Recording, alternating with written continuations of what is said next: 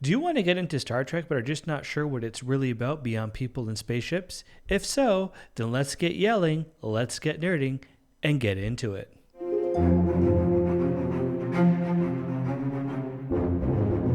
Hey Trekkies and newcomers, welcome back to another Yelling About Star Trek video. My name is Christian Fox, and this is the channel where I yell at you about all things Star Trek for your amusement. Today, I want to give you a crash course in all things Trek so that if you're new to this series, you can understand what the heck it's all about beyond people in goofy uniforms roaming around the galaxy saying weird sounding things. This is actually the first part in my Star Trek 101 series in which I will be breaking things down. Today, I want to focus on what the heck Star Trek is actually about and the different series within the franchise. The first thing to talk about is the point of the series. What's the series all about? What's its shtick, if you will?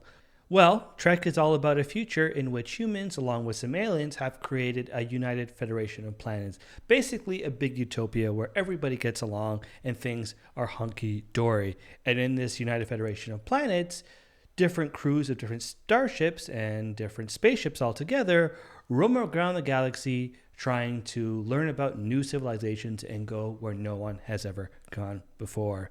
Basically, they're a bunch of happy-go-lucky people who roam around the galaxy who just want to meet cool people and try and do some good along the way. And for the most part, they do, though they may or may not inadvertently sometimes alter the very fabric of an alien planet. But hey, they mean well, so really, they're good guys.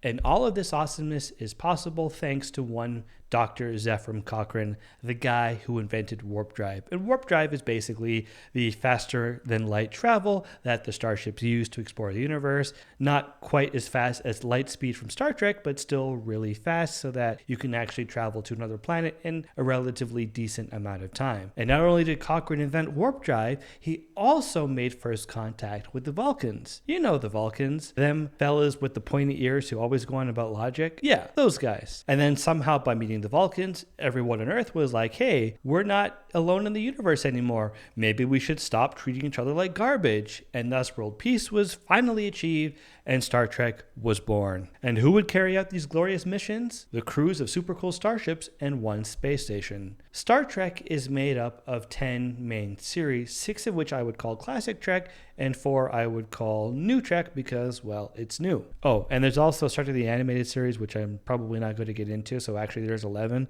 but I don't really count that as canon, although it has become canon in recent years.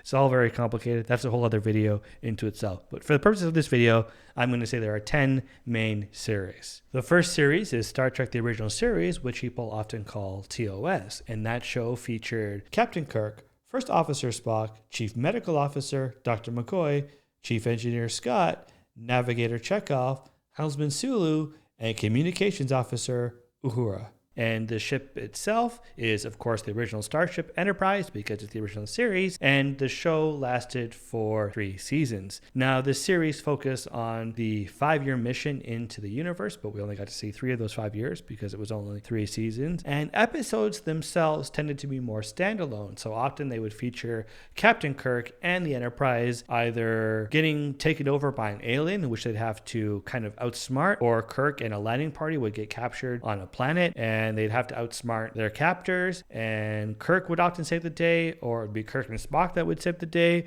or it'd be Scotty that would save the day. So they all did quite a bit in saving the day. Now, while there's actually a lot of main characters, the show really only focuses on Kirk, Spock, and Dr. McCoy. The other characters don't get a whole lot to do, but Scotty, out of all of those, does get the most out of the other ones because he often does save the day with his engineering feats.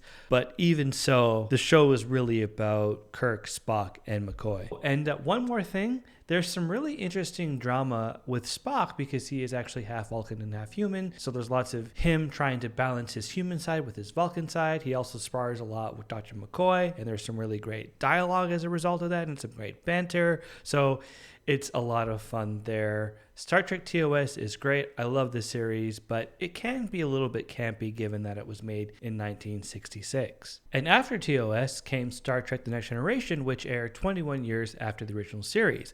and that features Captain Picard, First Officer Riker, Operations Manager and Second Officer Data, Chief of Security Worf, Chief Engineer LaForge, Chief Medical Officer Dr. Crusher, Counselor Troy, Ensign Crusher, and Chief of Security during the first season, Yar, all serving aboard the Enterprise D.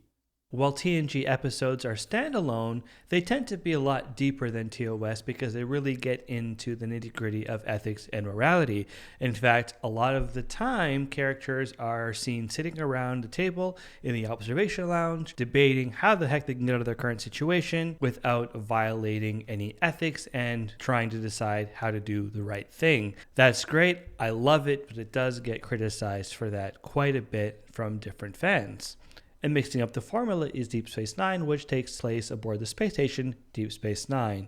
But don't worry, they do have a starship called the Defiant, so there is starship action. It's just not going to be as much starship action as you're used to. The show features Captain Sisko, First Officer Kira, Science Officer Dax, Chief Medical Officer Dr. Bashir, Head of Station Security Odo, Chief of Operations, which is basically a fancy term for Chief Engineer O'Brien, bartender and all-around nuisance but really cool guy Quark, Captain Sisko's son Jake Sisko, and everyone's favorite Klingon from TNG, now turned Strategic Operations Officer from seasons 4 to 7, Worf. While the show is somewhat standalone, especially in its earlier seasons, the show does embrace long-form storytelling, meaning that things that happen in one episode impact events in another episode. The same with characters. So if a character A goes through something in episode 1, then character A will be impacted by that same thing even in episode 3. And the most famous thing about DS9 is the Dominion War. And that is a war that takes the majority of the last 2 seasons, with the threat of the Dominion being hinted at the end of season 2. Now, I know the Dominion War was pretty controversial and a lot of fans didn't feel like it was Star Trek, and fans still feel that way to some extent, but I think it's amazing. I love it, and I think this is a must-watch series. Taking things back to more familiar formula is Star Trek Voyager, and that features Captain Janeway, First Officer Chakotay, Chief of Security Tuvok, Chief Engineer Torres, Flight Controller Paris, Operations Manager Kim, Chief Medical Officer the Doctor, also known as the Emergency Medical Hologram, or EMH as the cool kids say, Cook, Ambassador and Morale Officer Neelix, former Borg drone and astrometric specialist 7 of 9, and nurse during the first season, Kes, all aboard the USS Voyager, or just Voyager because no one ever calls it the Voyager, which when they do, it is very weird and it really takes you out of the episode. I don't know why it's such a big deal, but it is.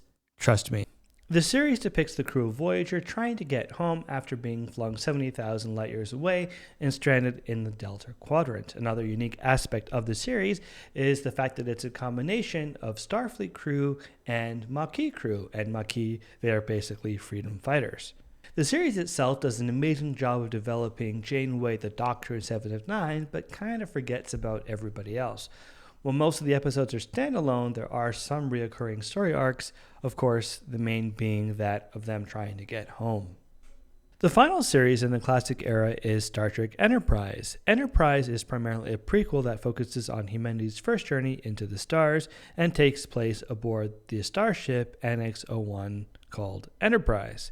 And it's also Earth's very first Warp 5 capable starship.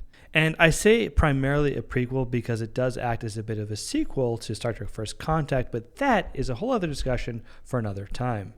And that features Captain Archer, First Officer DePaul, Chief Engineer Tucker, Armory Officer, which is another term for Tactical Officer or Chief of Security, Reed, Chief Medical Officer, Dr. Phlox, Communications Officer, Sato, and Flight Controller, Travis. The first 2 seasons of Enterprise feel a lot like TNG and Voyager in that the episodes are very standalone and the characters don't necessarily change and grow from one to the next, although they do more than I would say TNG and Voyager, but the structure feels like they're trying to emulate that. But what makes the series stand out, in my opinion, is season 3, when they make a hard left turn and it becomes a really gritty, serialized story about the crew of the Enterprise trying to stop a weapon before it destroys Earth, and they have to traverse this thing called the Expanse where just things happen and lots of craziness ensues. Characters have to make really complex ethical and moral decisions. Characters grow and change. The ship gets damaged, it doesn't get repaired instantly. Characters get PTSD from their experiences, and it is just so great to watch. Although there are quite a few stinkers in that season, which should be avoided at all costs. And when it came out originally, it wasn't very well received because the storyline does not fit well for network television, in that it would be 24 episodes of them going, oh, we've got to find the weapon. We can't find the weapon. We got to find the weapon. Just pick up the pace. But if you watch this baby on Netflix or something like that, you are going to have an amazing time. Outside of season 3, another big thing about Enterprise is that because it's a prequel, it does show how a lot of Trek things are established, the most famous being the Federation of Planets.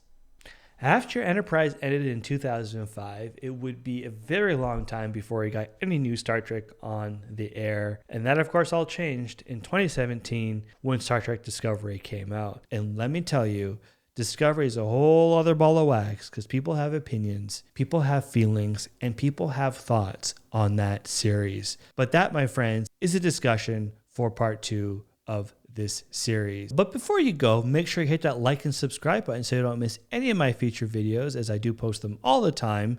And also, if you have any questions, comments, or concerns, leave me a comment because I'd love to hear from you and I definitely want to respond. And in the paraphrased words of Captain Kirk, I shall see you out there.